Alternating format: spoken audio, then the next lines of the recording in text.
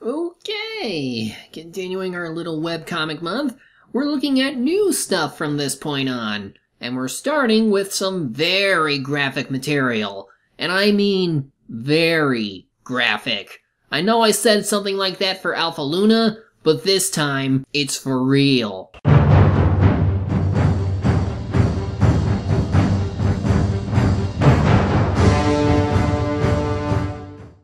So this comic was something that a friend of mine kept recommending to me, and since I didn't have much else outside the other two I know I want to cover, I figured I'd put this one on. The comic in question is called Black Tapestries, which has been around since July of 2002. However, several things to note before we actually begin. When I originally started writing for this review, I wrote it using what I found on Black Tapestry's Comic Gen website, as well as TV Tropes, which had updates into May of 2014 and seemingly stopped. At the time of writing, I thought Jackal, the creator of the comic, had put full devotion into their other comic, Realms of Kerwin, and this was on an indefinite hiatus. Well, I took another look at the internet when needing to find a certain page, and I find another site that Jackal had this comic on. And it turns out it's not on hiatus. For on another site, hosted by Smack Jeeves, the comic had continued past issue 19 and was in issue 20, though with all the bulk updates that mostly happened once in a while, it eventually settled to single-page releases at infrequent intervals. So at the least, the comic is still active. Outside of what little I can find on the creator on TV Tropes, the only thing of note is that the lack of updates from a few years ago came from not knowing what to do with the comic and disliking their own art. Now I am curious to see what about this comic made them somewhat frustrated before, and how they jumped back into it after working on something else for so long. So let's not waste time! Let us look at the Black Tapestries comic.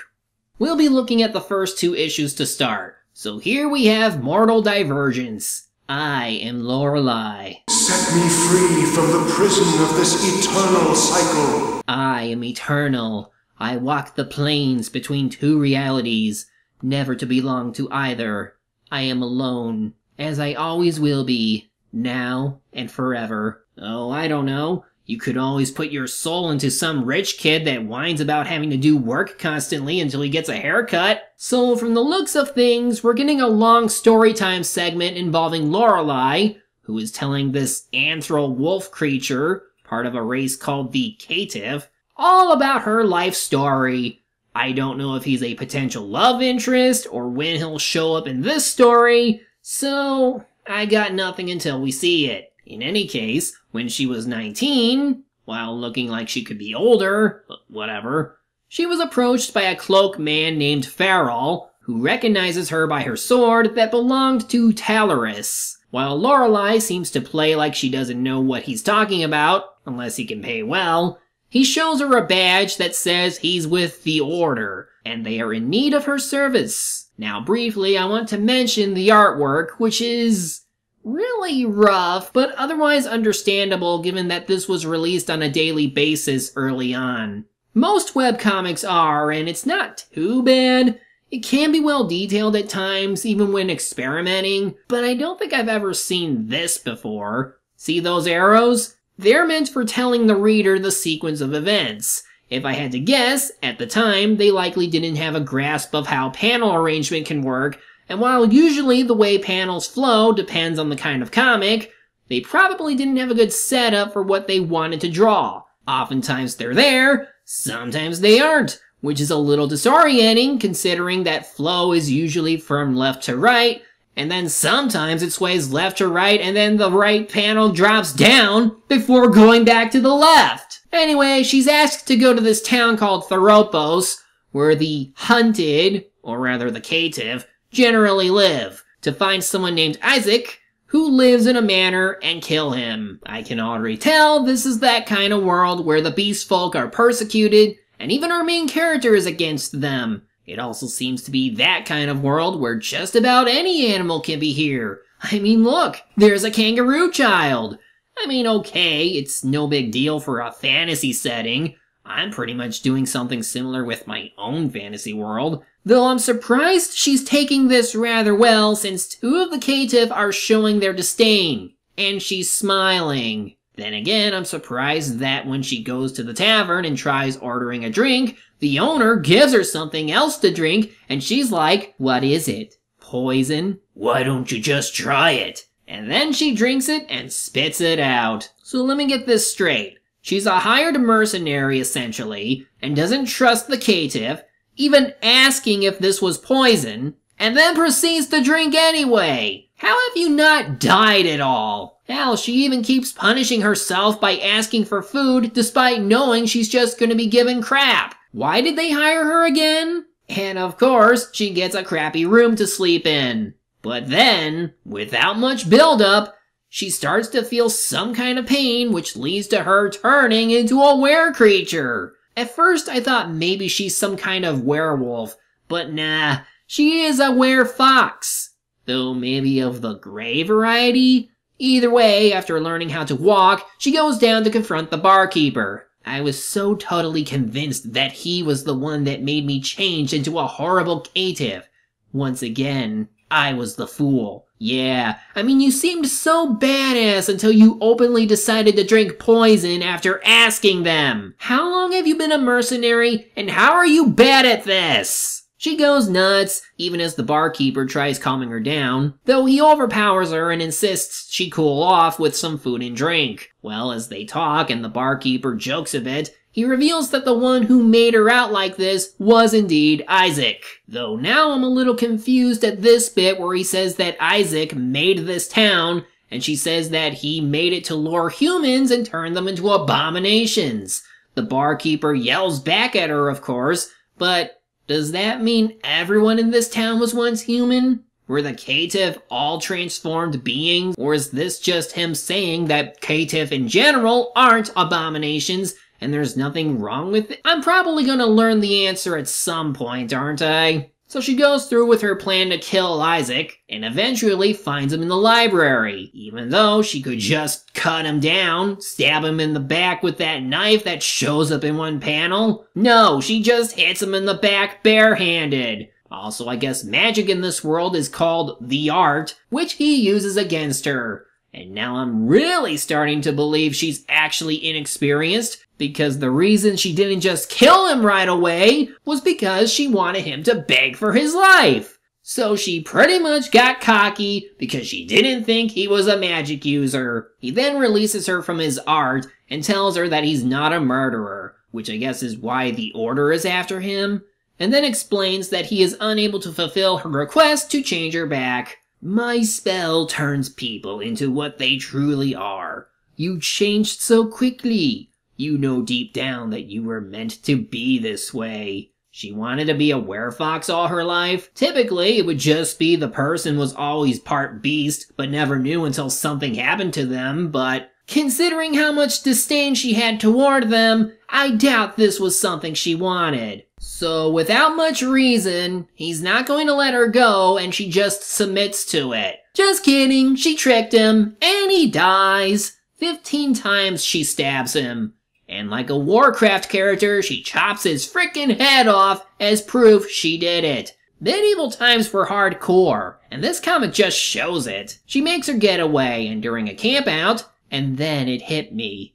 And then I passed out. What hit you? What happened? At least she's back to normal, and hello stock picture of trees. In any case, she turns the head over to Farrell and gets her payment. She leaves, and during another campout, hello my dear, I'm afraid getting rid of me isn't so simple. Oh damn it, it's Arden all over again. Can nothing kill this man? She tries to run, but to show he's really here and not dead, maybe, he uses magic on her and binds her to a tree. I'm not sure if seeing Lorelei act helpless and begging for her life seems in character since she's supposed to be this hardened mercenary, unless everything she does is an act to try and make her foes drop their guard. But it certainly isn't working here. He isn't fooled by her words of hopelessness and submitting to his will, yet is sounding like he really wants her. and so he turns her back into a caitiff. And now neither human nor caitiff will accept you. How? The human part I understand, but you do know there are other settlements that might have caitiff, right? Caitiff who have no idea who she is and will probably not know what happened? Well, now I'm convinced. Everything about her has contributed to her being young. She continues to insist she can't live like this, stabs herself in the chest, and dies. No, it's not bloodshed I wanted! I cannot allow you to destroy yourself like this! Why? She doesn't seem worth keeping alive. So Isaac ends up manipulating her life stream, as it's called, which I guess is what constitutes for their life energy or something. He sets it into a loop, which means she can't die. He momentarily passes out, and when she wakes up, he tells her about how he won't let her die because she must live out the form she hates the most. Even though you could have just let her die and go about whatever kind of evil business you clearly are hinting to be doing. Anyway, there are hunters about, and he tells her to run since they'll definitely be wanting to kill her. And I guess he wants her to experience what it's like to be a caitiff? Is this torture porn to him? Either way, she gets caught, and the hunters waste no time in slicing her throat. Thus, the issue ends with her tied up. And the next issue cover shows us the lovely image of her arm, with most of her skin gone because of what they did. Now you know why this is more graphic than normal, but trust me, it gets worse in that regard. Anyway, I guess being immortal means she can regenerate, like a werewolf. But of course Isaac is there to greet her after the gratuitous pain she had to have gone through, and it seems he also has immortality given his dialogue. But either way, Lorelei refuses to go with him and vows to find a way to fix this. And like Arden, he just trolls her a bit before letting her be. Oh, this definitely seems like a photoshopped city. It certainly looks out of place in this panel with the hand-drawn landscape. So she goes to her friend, Dane, who despite recognizing her by voice and was for a moment talking to her while she hid, as soon as she comes out to say she was cursed, he's like, "Who are you?" Even if she could have waited till after saying she was cursed before jumping out, you have to be really stupid if you think this random caitiff knew your friend by chance. But no, he attacks her. "Damn it, listen to me," she says as she kicks him. Eventually, after all the arguing back and forth, she turns back to normal, and now they seem level-headed enough to talk like they didn't just have that fight. She tells him everything, and he chastises her for taking a job from the Order to begin with. She also is more hungry than normal, though that might be due to her being part beast now. So, is she going to get her revenge on Isaac somehow, or force him to undo the spell on her? Nope! She's gonna get revenge on those hunters that attacked her. Now, to be fair, anybody would be pissed if that ever happened to them. But how the hell would they know who she was? But then again, those guys also happened to have visited this place and busted up a table, so they're assholes, which means they deserve to die. It's weird how she thinks it'd be bad not to tell Dane about being immortal when you already told him you were cursed. What would make him turn on you? The hunters let loose their dogs because their dogs think they smell more caitiff, and I'm starting to think that sort of hers is more of a static image, since in every shot it looks identical in angle and position. Anyway, she kills one of the dogs, because it dared attack her earlier, and then an ad for the other comic? Wait, does she actually show up in that one? Turns out, yes, because at some point she gets pulled into a portal, and as a result, she ends up in Carowin. Well, maybe one day when we get to that, we'll have more to talk about, and what it means for this comic. So, the quality in the art dips a bit here, since the characters are a little more disproportionate than usual, as everyone fights each other. Then she proceeds to get her payback, by stabbing one of the guys in the chest, before stabbing him in the hands. Aw, did that hurt? I guess I shouldn't taunt the dead. That's sick, you know. He's not dead yet, and I'm afraid of what you're about to do. He literally begs for his life as she tortures him to death, slicing his face, cutting open his stomach, and then stabbing him in the eye? She's a psycho! Why would you do that? Well, at least you haven't lost your touch. Are you implying she's done this before? What is even the matter with you? I don't even...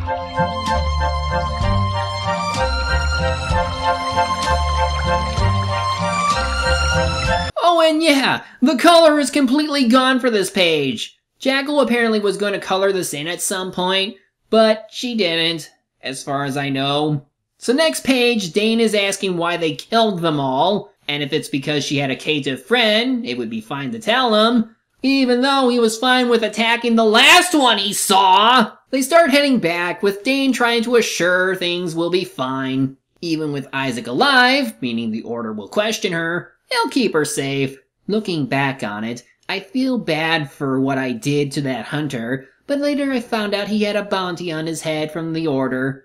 I did him a great favor by killing him. Yes, and now his family will starve. Great favor that turned out to be. She then passes out and starts dreaming that this was actually a dream her fox form had, and she's apparently married to Isaac.